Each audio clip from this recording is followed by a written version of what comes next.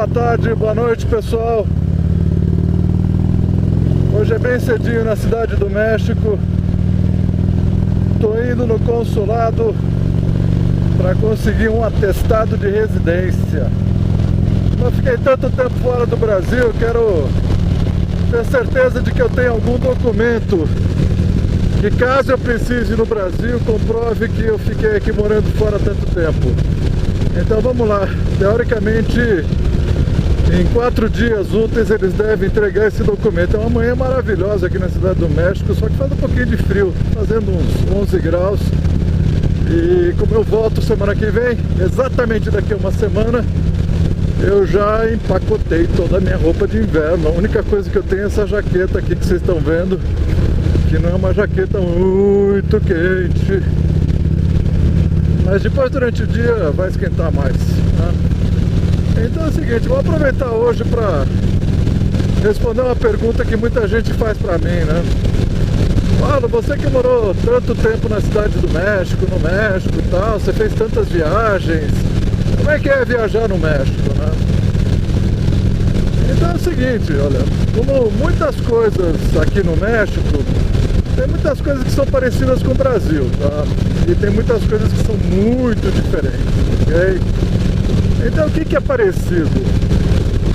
A desordem do trânsito, a falta de respeito com o motociclista, que na realidade aqui no México eu acho que não é nem falta de respeito, tá? Eu acho que é mais falta de costume de conviver com o motociclista, porque aqui na Cidade do México, no país México em geral, tem muito menos motociclista do que tem no Brasil, por exemplo, tá?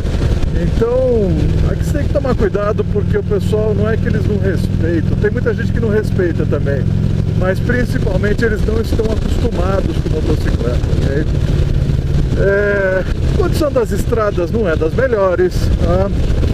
A segurança não é das melhores, então, é assim, o México nesses aspectos se parece muito ao Brasil, tá? Aonde não se parece muito com o Brasil viajar ou andar de moto aqui no México, tá? Primeiro que eu falei, aqui tem muito menos moto que no Brasil, tá? Então, toda a cultura motociclística é muito menor do que no Brasil. Essa é a primeira coisa que é bem diferente, tá?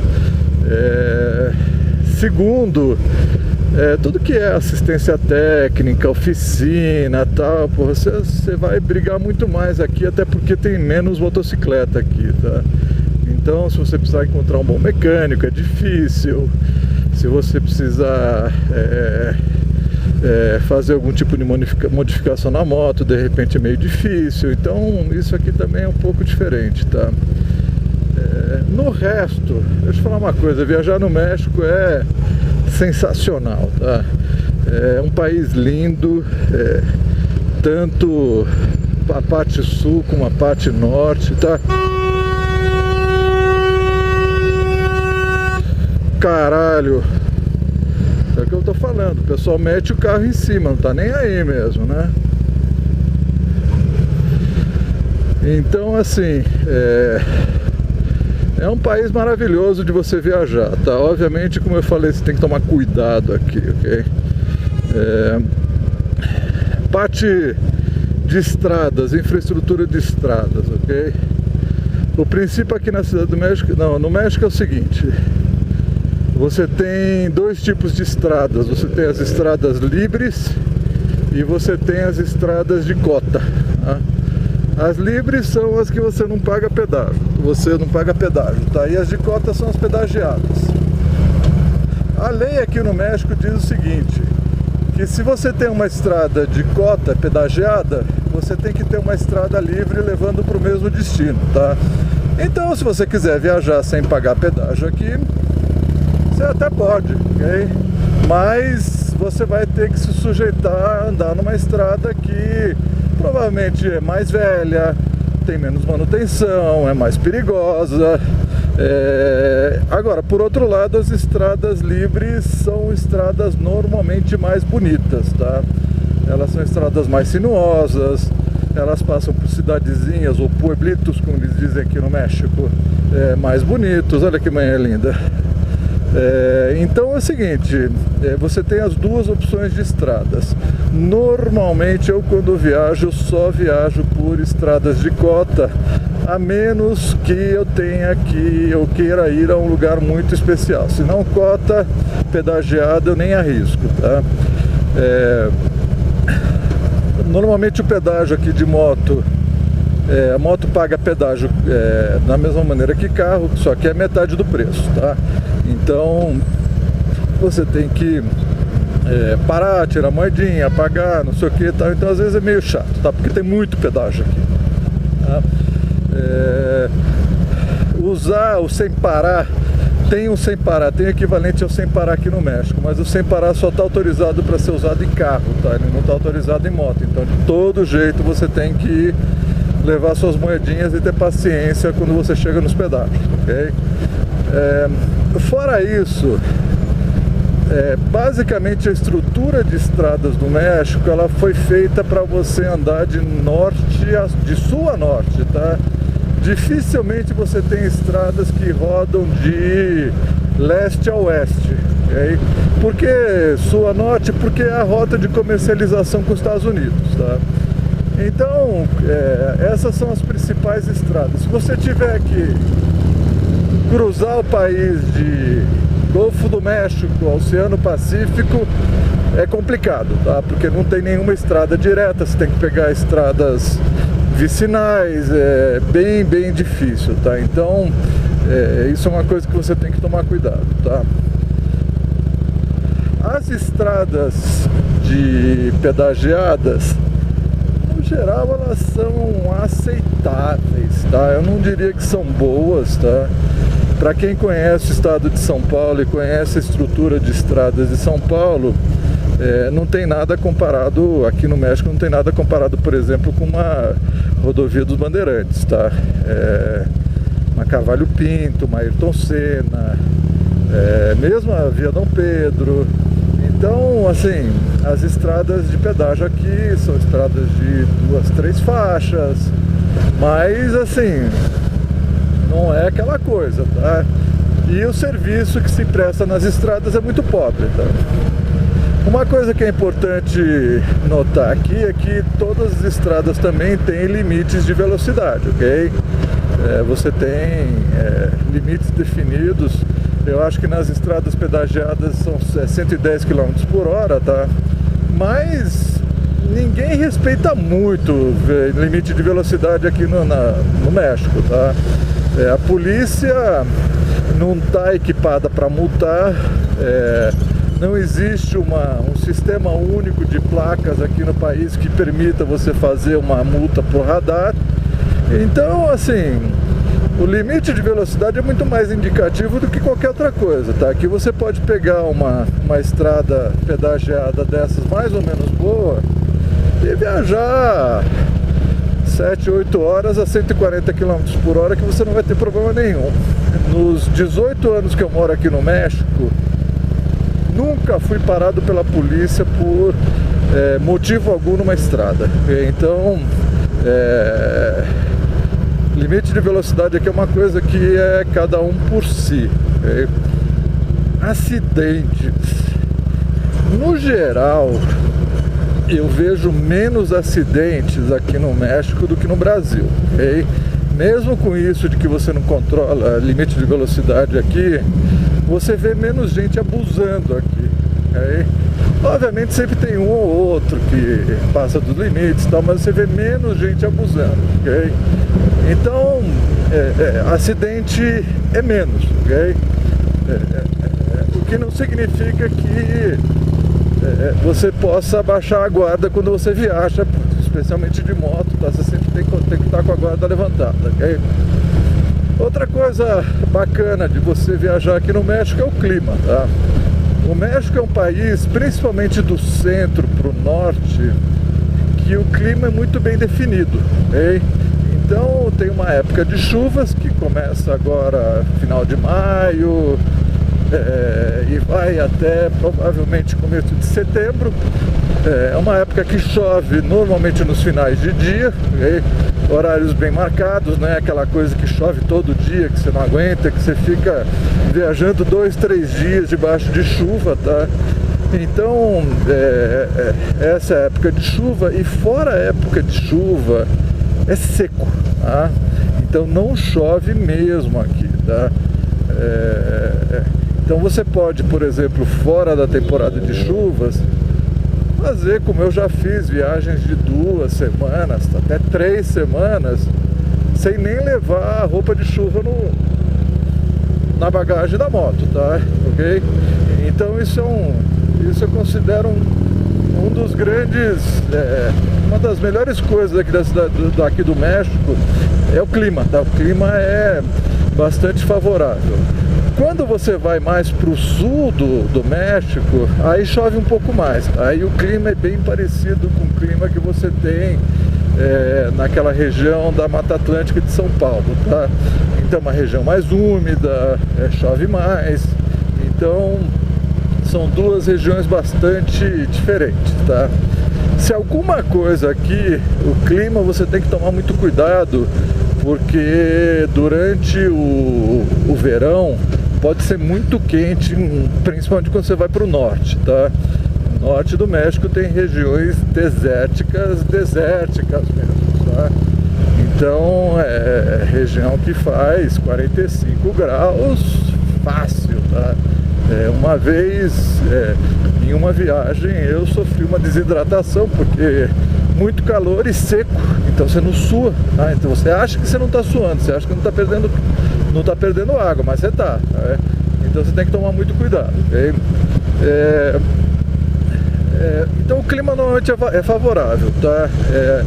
Região norte é a região que te leva para os Estados Unidos, tá? Então a infraestrutura de estradas é melhor.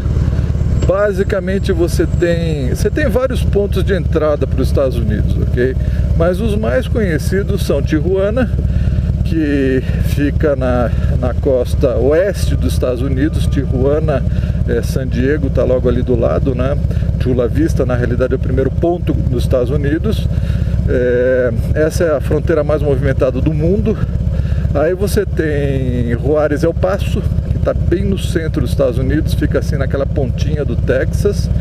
E aí você tem Laredo, Nuevo Laredo, que fica mais para a costa oeste, não chega a ficar no